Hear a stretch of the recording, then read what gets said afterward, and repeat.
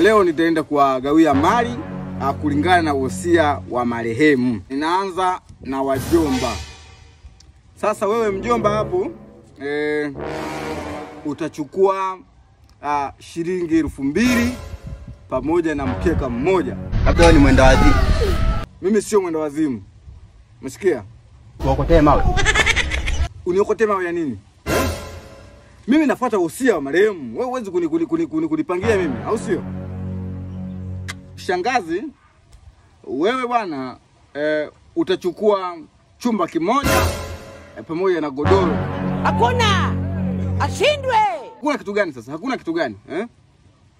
Mama mdogo ilibidi uchukue nyumba moja Kisevule, lakini mimi ninapinga. Huwezi kupinga namna hiyo. Pumbavu sana wewe. Mama. Lakini mimi nimeamua kupinga. Mimi ndio naigawa mali na mimi ndio nimeamua kwamba wewe utachukua hiyo nyumba. Baada ya kuchukua nimekataa. Usipende kunichanganya.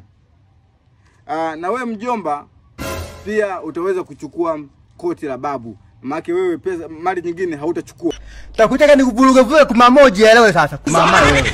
Pigie simu mjomba Kisevule. Halo mjomba. Sasa kwenye mali za mzee hapa wewe utachukua shilingi 5000 katika milioni 50. Wewe shetani kweli.